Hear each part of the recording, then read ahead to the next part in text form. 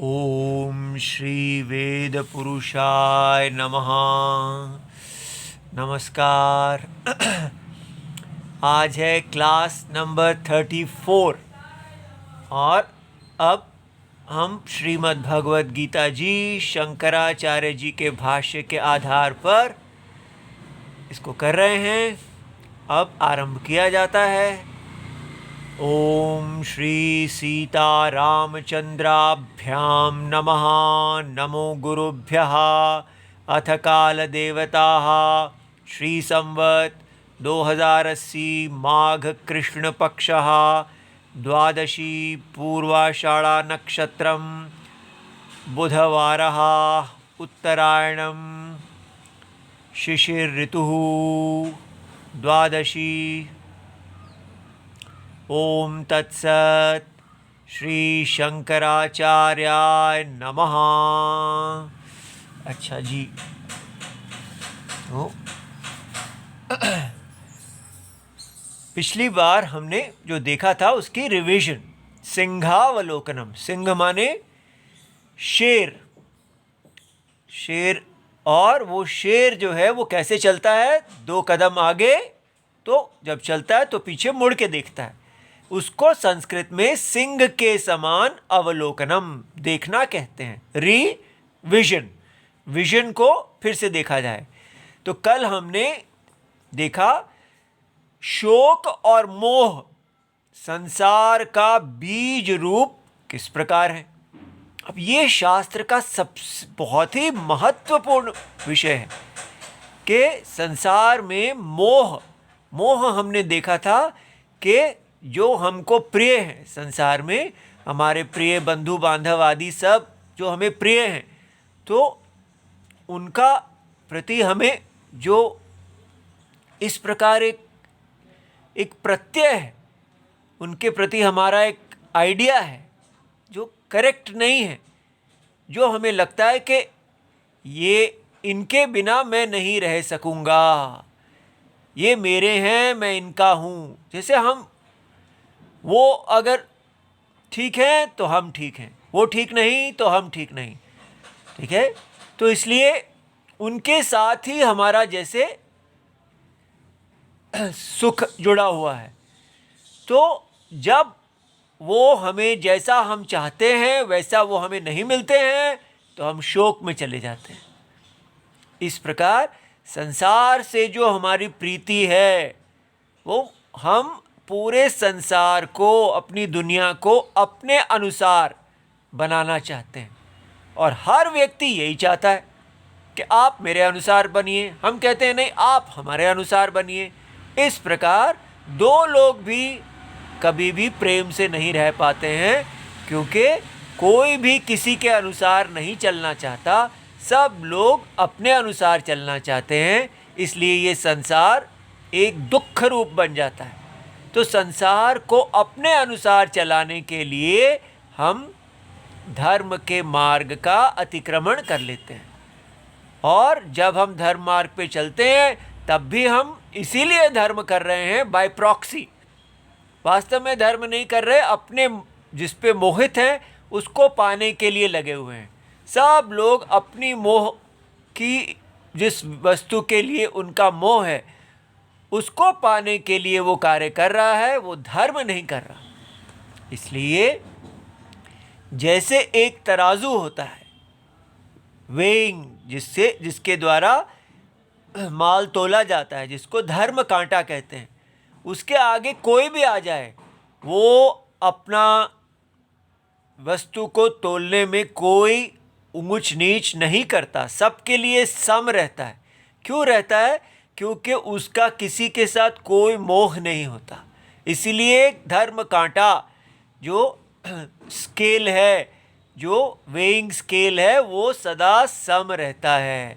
किंतु मोह, अगर धर्म कांटे को मोह हो जाए तो वो कभी भी धर्म का पालन नहीं कर पाएगा।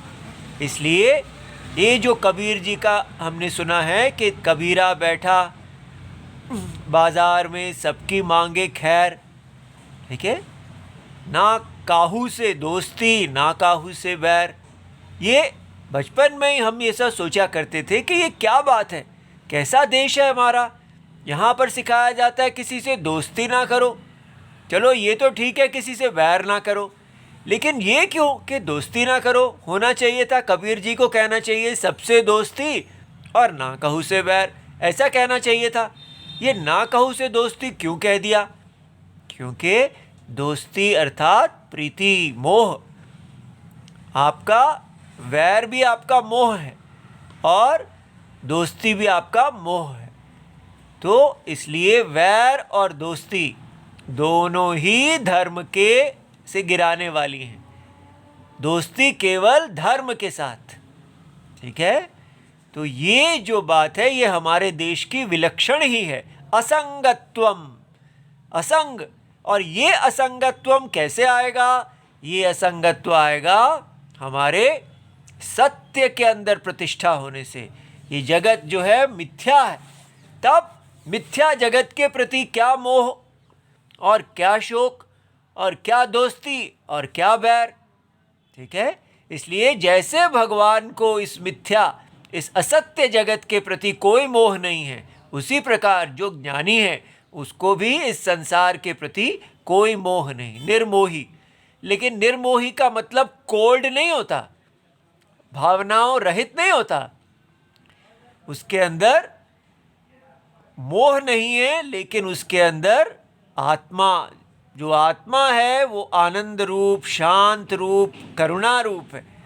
इसलिए आनंद के सभी, जो आत्मा के सभी गुण हैं वो सदा धर्म है, सदा सभी के लिए कल्याणकारी है, लेकिन वो मोह में नहीं है। मोह का अर्थ है कि तुम्हारे बिना मैं रह नहीं सकूंगा, ऐसा नहीं है। ये संसार आना जाना है, बहती हुई लकड़ियां मिलती हैं और फिर बिछड़ जाती हैं।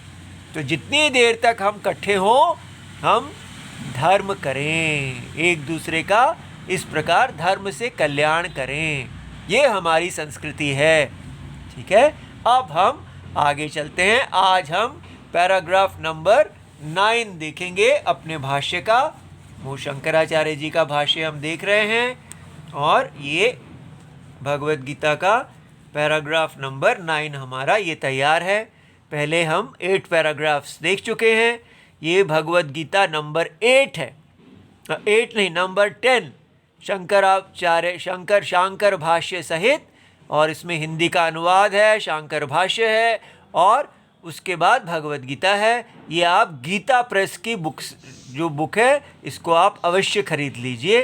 तो इसमें आज का क्या है? तम धर्मं, तंग, इसको जब ये बिंदी हो तो उसको नाक से वायु निकालते हैं, मुंह से नहीं। तो तंग धर्मं, तंग धर्मं भगवता यथोपदिष्टं वेद व्यासः सर्वज्ञो भगवान गीता आख्यैः सप्तभिः श्लोकशतैः उपनिबबन्ध, ठीक है। तो इसका क्या अर्थ है? उस धर्म को, किस धर्म को? जो हमने देखा धर्म द्वयम, जो भगवान ने अर्जुन को सुनाया, ठीक है। वो धर्म द्वयम क्या था? निवृत्ति और प्रवृत्ति लक्षण धर्म। उस धर्म को भगवता, भगवान कृष्ण के द्वारा यथा उपदिष्टम, जैसे उपदेश किया गया था अर्जुन को।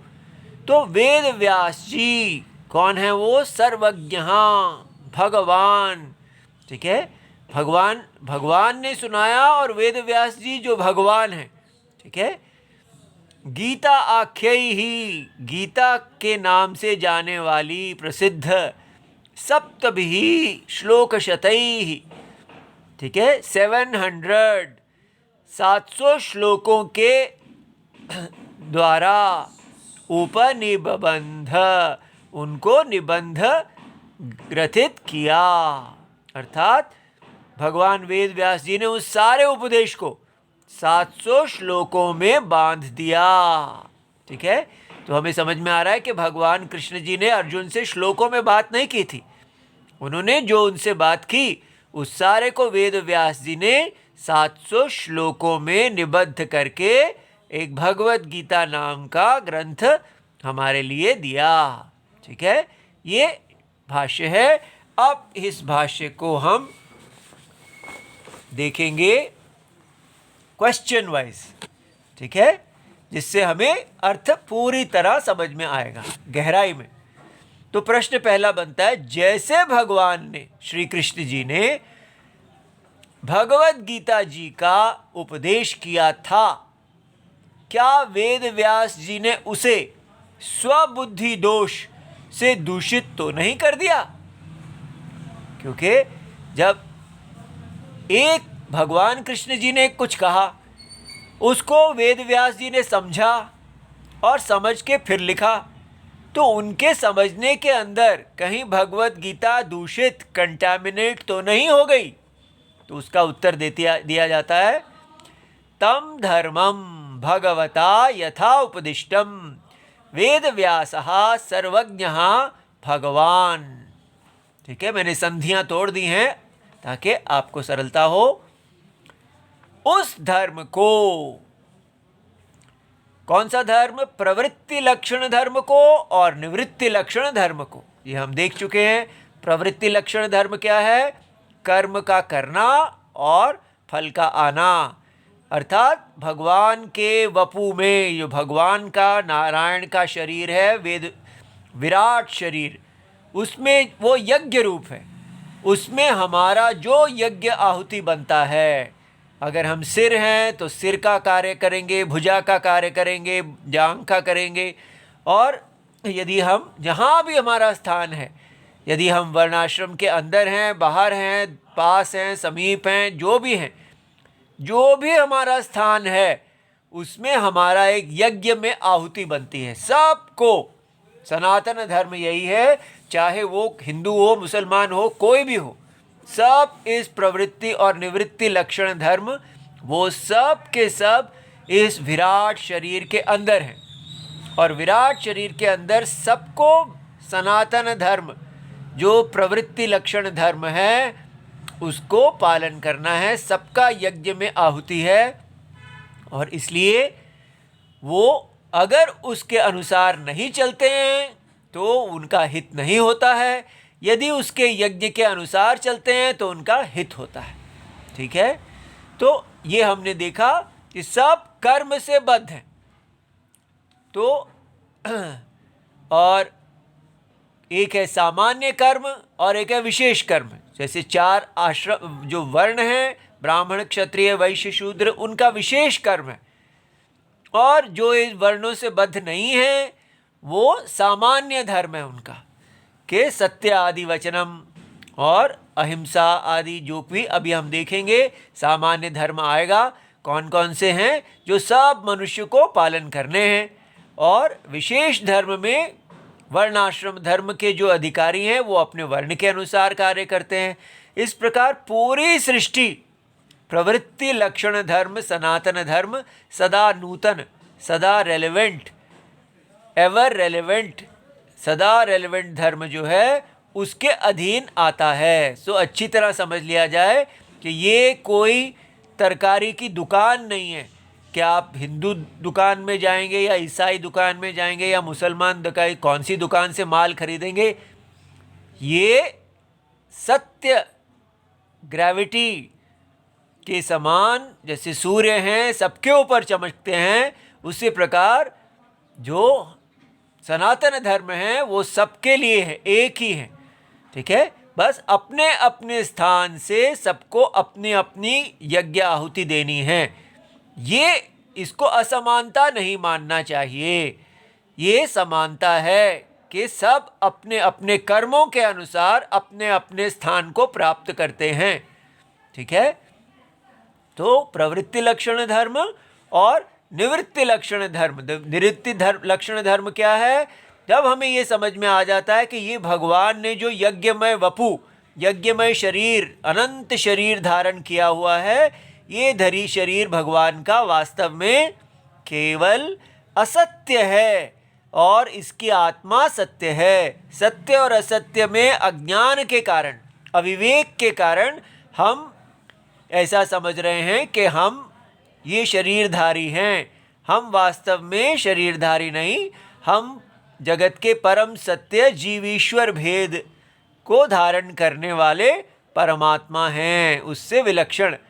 उसको जानने के लिए तो निवृत्ति लक्षण धर्म क्या है? ये यज्ञ करते करते व्यक्ति निर्मल हो जाता है, उसमें वैराग्य उत्पन्न हो जाता है और वो फिर ज्ञान की प्राप्ति उपदेश से करता है और उसमें ही उस ज्ञान को में स्थित हो जाता है। तो कर्म से संन्यास ले लेता है, कर्म को छोड़ देता है। इस प्रकार वेद दो प्रकार के धर्म कहते हैं, एक कर्म में प्रवृत्त करते हैं, दूसरा उसी कर्म से निवृत्त करते हैं। तो मोक्ष पर्यंत ये दो धर्म हैं जो मानव के कल्याण के लिए वेद कहते हैं।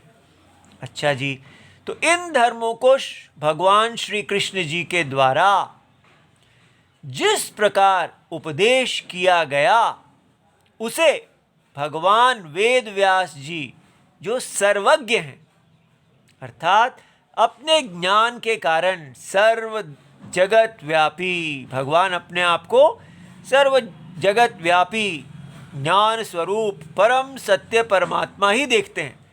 और जो भी इस ज्ञान को प्राप्त करेगा, समझेगा, वो अपने आप को परम सत्य ही देखेगा, इस असत्य से सदा विलक्षण, इस असत्य में उपलब्ध, ठीक है, अस्पृष्ट। तो इस प्रकार वो सर्वज्ञ हैं और इसलिए उन्होंने इसकी कंटामिनेशन नहीं की, इसको ज्ञान को शुद्ध है उनके हाथ में। तो गीता आख्यै ही सप्तभिः श्लोकशतैः उपनिबबन्ध, गीता नाम वाले 700 श्लोकों के द्वारा के रूप में ग्रथित किया। तो हमें समझ में आ गया कि ये इसको गीता क्यों कहते हैं, क्योंकि श्रुति, वेद जो है उसको श्रुति कहते हैं। श्रुति माने जो कर्ण परंपरा से सुनी जाती है, तो श्रुति स्त्रीलिंग है, इसलिए क्योंकि ये वेदार्थ है इसलिए इनका नाम गीता स्त्रीलिंग में पड़ गया, नहीं तो होना चाहिए था गीतम। तो भगवत गीतम, भगवान के द्वारा गाया हुआ, तो भगवत गीता, इसलिए तो इसको गीता क्यों कहा, क्योंकि वेद श्रुति स्त्रीलिंग है तो गीता भी स्त्रीलिंग है। ठीक है। अच्छा, आगे क्वेश्चन आता है, मूल वेद का वचन अपौरुषेय, ये शब्द आपने सीखना है। वेद को अपौरुषेय कहते हैं, अर्थात जो पुरुष के द्वारा अनिर्मित है, पुरुष अनिर्मित। तो वेद किसी पुरुष ने रचे नहीं है, कोई इनका ऑथर नहीं है। वेद स्वयं भगवान से प्रकट होते हैं, जैसे ये सृष्टि प्रकट होती है वैसे ही वेद भी प्रकट होते हैं। ये शब्द रूप हैं, ये पूरी लैंग्वेज, ये संस्कृत भाषा, ये सब नारायण से अव्यक्त में अव्यक्त है और व्यक्त होती है, इसको कोई बनाता नहीं है। तो ये जो अपौरुषेय पुरुष अनिर्मित धर्म में प्रमाण है, इसलिए ये क्योंकि पुरुष ने नहीं बनाया, जैसे आँखों को पुरुष ने नहीं बनाया, ठीक है, सेंस ऑफ साइट, ये जो इंद्रियां हैं इनको कोई पुरुष नहीं बनाता, ये प्रमाण है। इसी प्रकार वेद को भी पुरुष ने नहीं बनाया, ये प्रमाण है। और ये प्रमाण माने exclusive means of valid knowledge, ये जो ज्ञान देते हैं वो कहीं से प्राप्त नहीं है। तो इसलिए पर वेद व्यास जी ने जो 700 श्लोक, उनके जो श्लोक हैं वो तो पुरुष निर्मित हैं, उन्हें हम प्रमाण क्यों माने? वेद को तो चलो आपने कहा वो अपौरुषेय है, लेकिन ये 700 श्लोक तो पुरुष वेद व्यास जी ने खुद रचे हैं, तो इनको प्रमाण क्यों माना जाए? तो इस पे प्रश्न है और ये बड़ा अच्छा इसका उत्तर आपको मिलेगा और ये बड़ा ज्ञानवर्धक होगा, आप ध्यान से सुनिए। तो उत्तर है, आप्त पुरुषों का वाक्य प्रमाण है। आप्त पुरुष क्या होता है ये समझना चाहिए। ये आप्त वाक्य क्या है? आप्त पुरुष का वाक्य आप्त वाक्य। तो ये समझने के लिए आपको आज एक बहुत सुंदर 2 श्लोक दिखाए जाएंगे। ये जो 2 श्लोक हैं ये हमें समझाएंगे कि ये आप्त प्रमाण क्या होता है। ठीक है, तो आप तो वो व्यक्ति है जिसकी वाणी जो है वो सत्य है। क्यों वेद व्यास जी को आप्त पुरुष माना जाता है? ठीक है, तो ये 2 श्लोक जो हैं ये चरक संहिता सूत्र स्थानम अध्याय नंबर 11 के 18 और 19 श्लोक हैं। चरक संहिता आयुर्वेद का ग्रंथ है, लेकिन उसमें भी क्योंकि आयुर्वेद वेद प्रमाण को स्वीकार करते हैं, आप्तवाणी वाक्य को स्वीकार करते हैं, इसलिए वहाँ पर इसका वर्णन है, इसलिए वहाँ से इसको उद्धृत किया गया है। आप ध्यान से सुनिए, ये बहुत ही विशेष है जो हम सबको जानना चाहिए। रजस्तमोभ्यां निर्मुक्ताः तपो ज्ञान बलेन ये। क्योंकि मैं यहाँ रुक जाता हूँ इसलिए संधि तोड़ रहा हूँ। रजस्तमोभ्यां निर्मुक्तास, अगर रुकते नहीं, निर्मुक्तास्तपो ज्ञान बलेन ये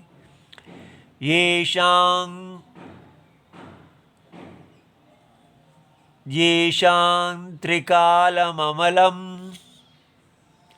ज्ञानमव्याहतं सदा। येषां त्रिकालममलं, त्रिकालम अमलम अ इसके अंदर है, ज्ञानम अव्याहतं सदा, देखो अ इसके अंदर है। आप्ताश शिष्टा विबुधास्ते तेषां वाक्यम अशंशयम्। आप्ताशिष्टा विबुधास्ते तेषां वाक्यमसंशयम्। सत्यं वक्ष्यन्ति ते कस्मात् असत्यं नीरजस्तमाः। सत्यं वक्ष्यन्ति ते कस्मात् असत्यं नीरजस्तमाः। अब इसको हम समझते हैं। आप तो उपदेश क्या होता है? तो पहला शब्द ये रजस्तमोभ्याम निर्मुक्ताः, ज्ञान को बाधित करने वाले माया के जो रजस और तमस गुण हैं। माया के 3 गुण होते हैं, सत्य, रजस और तमस, लेकिन उनमें जो रजस और तमस हैं ये ज्ञान को बाधित करते हैं, और सात्विक गुण जो हैं इसमें ज्ञान की उत्पत्ति होती है। इसलिए तो ये जो माया के रजस और तमस गुण हैं से जो पूरी तरह मुक्त हैं, ठीक है, तो रजस तमाभ्याम निर्मुक्ताः, निश्चयेन पूरी तरह वो मुक्त हैं। अब वो कैसे मुक्त हुए? तपो ज्ञान बलेन ये, तपस ज्ञान, ठीक है। तो तपस क्या है? अपने वो धर्म का भगवान को अर्पण करके सदा पालन करते हैं। तो जब धर्म का आप पालन करेंगे तो आपको अपनी इंद्रियों को, मन को, शरीर को पूरी तरह वश में करना होगा, तभी आप तपस्या कर पाएंगे। तो आपका स्वधर्म ही, सदा स्वधर्म पालन ही, यज्ञ में आहुति देना ही तपस्या है। और जो साथ साथ आप अपने यज्ञ में आहुति देते रहें, लगे रहें और अपना स्वाध्याय करते रहें, इसके बल के द्वारा उनका ये जो रजस और तमस मल है ये धुल गया है, ठीक है। फिर क्या? ये येषां त्रिकालम अमलम ज्ञानम, जिनका तीनों काल विषय ज्ञान बिना मल अर्थात यथार्थ का है, ठीक है, मल के बिना मल के है। अर्थात तीनों काल क्या हैं? अर्थात भूतकाल, वर्तमान काल और भविष्यत काल। ये ऐसे पुरुष हैं जो तीनों कालों को बिना किसी दोष के यथार्थ देखने में समर्थ हैं। इनकी बुद्धि इतनी शुद्ध है कि ये तीनों कालों में क्या हो रहा है, क्या हुआ है और क्या होगा, उस सब को जानते हैं। आप कहेंगे ये कैसे आप बातें कर रहे हैं, ऐसा तो होता ही नहीं है। ऐसा जो है होता है, और ये वेद व्यास जी ऐसे ही व्यक्ति हैं। ठीक है, कैसे होता है ये आपको अभी बताया जाएगा। अव्याहतम सदा, क्योंकि उनकी बुद्धि किसी भी विषय में बाधित नहीं है, तो इसलिए उनका ज्ञान जो है वो क्यों त्रिकालम अमलम है, क्योंकि उनकी बुद्धि अव्याहतम है, कहीं रुकती नहीं है, कोई उनकी बुद्धि को रोकता नहीं है। इसलिए वो, क्योंकि पाप ही है जिसके कारण बुद्धि व्याहत हो जाती है, रुक जाती है, इसलिए वो त्रिकालदर्शी हैं। ऐसे लोग जो हैं आप्ता शिष्टा विबुधा ते, ऐसे पुरुषों को आप्त, शिष्ट या विबुध कहते हैं। इसलिए हम जो कहते हैं शिष्टाचार माने आप्ताचार, जो लोग इतने श्रेष्ठ हैं उनके अनुसार का जो आचरण है उसको शिष्टाचार कहते हैं। तो 3 नाम ऐसे लोगों को दिए जाते हैं, आप्त, शिष्ट और विबुध। तेषां वाक्यम असंशयम सत्यम, इन पुरुषों का वाक्य निश्चय रूप से सत्य यथार्थ होता है। ठीक है, तो क्यों क्यों इनका वाक्य सत्य होने में क्या हेतु है, क्यों इनका वाक्य सत्य क्यों होता है? वक्ष्यन्ति ते कस्मात् असत्यम नीरजस्तमाः, क्योंकि नीरज, नीरज माने नीर, नीर माने जल, ज माने पैदा होने वाला, नीर में पैदा होने वाला कमल सदा मल से मुक्त है। तो जो कमल है वो शुद्ध रहता है, उस पर कोई उस जल का प्रभाव नहीं पड़ता, उसको स्पर्श नहीं करता, कमल निर्लेप रहता है अपने गुण के कारण, ये उसका गुण है। ये आप्त पुरुष जो नीरजस तमः है, माने जैसे तमः माने जो सुपरलेटिव डिग्री, उसको तमः कहते हैं, जैसे प्रियतमा। ठीक है, तो इसलिए जो कमल का जो गुण है, जिनमें सबसे ऊंचा है, कमल की शुद्धता के गुण में सबसे ऊंचे हैं, इस कारण से असत्य जो है, ये किस कारण से सत्य बोलेंगे? क्योंकि इनकी असत्य वही बोलेगा जिसको कोई स्वार्थ हो, जिसको, इसलिए जो बिल्कुल निर्मल है, जिसकी बुद्धि में कोई मल ही नहीं है, जो केवल सत्य में प्रतिष्ठित है, और उसको असत्य कहने की क्या आवश्यकता है? इस आप्त लक्षण से केवल ये जो आप्त लक्षण है ये किस पे लागू होता है? केवल सहजात, जो केवल जन्म से ही, जैसे ब्रह्मा जी कौन है? हमने देखा, नारायणः परो व्यक्तात् अव्यक्तात् अंड संभवम, वो जो अंडम है, अंडा, जो ब्रह्मा जी को चतुर्मुखी कहते हैं, क्योंकि वो आप्त पुरुष हैं, वो सर्वज्ञ हैं। तो ब्रह्मा जी सर्वज्ञ हैं, सब कुछ देखते हैं, इसी के आधार पे वेद उनके पास है और वो सब कुछ देखने वाले हैं, और उसी के आधार पे वो सृष्टि करते हैं। और वेद व्यास जी, तो वेद व्यास जी जो हैं वो भगवान के ही अवतार हैं, और इसलिए मनु भी भगवान के अवतार हैं। ये जो आदि आरंभ में जो लोग उत्पन्न होते हैं, जो वेद के अर्थ को देखते हैं, समझते हैं, और फिर वो अपनी स्मृति जैसा उन्होंने समझा, और जो वेद की उनकी अपनी स्मृति के आधार पर, मेमोरी के आधार पर वो ग्रंथ रचते हैं। ऐसे ग्रंथों को स्मृति कहते हैं। इसलिए मनु जी के ग्रंथ को, धर्म ग्रंथ जो है, उसका नाम स्मृति है। आप जिस भगवत गीता को पढ़ने लगे हैं ये भी स्मृति की श्रेणी में आती है, वेद व्यास जी की स्मृति है ये। ठीक है, तो स्मृतिकार, जितने भी स्मृतिकार हैं आदि कहे गए हैं, वो सब आप्त पुरुष हैं। ठीक है, इसीलिए इसी प्रकार सब क्षेत्रों में जो जैसे व्याकरण पढ़ेंगे तो पाणिनि जी आप्त पुरुष हैं, और आचार्य सब, कात्यायन, महाभाष्यकार सब आप्त पुरुष हैं। और आयुर्वेद पढ़ेंगे तो जो चरक आदि मुनि हैं वो सब आप्त पुरुष हैं, उनकी वाणी प्रमाण है। तो ये हमें समझ में आया कि ये एक ऐसे श्रेष्ठ श्रेणी के लोग हैं जिनके ग्रंथ प्रमाण माने जाते हैं। तो इनके ग्रंथ स्मृति ग्रंथ कहलाते हैं, ये आपको समझ में आ गया। किंतु लौकिक आचार्यों के वचनों का प्रामाण्य आप्त भाव, उस विषय में सम्यक ज्ञान शुद्ध ज्ञान होने के कारण, राग और द्वेष असंभव होने के कारण समझना चाहिए।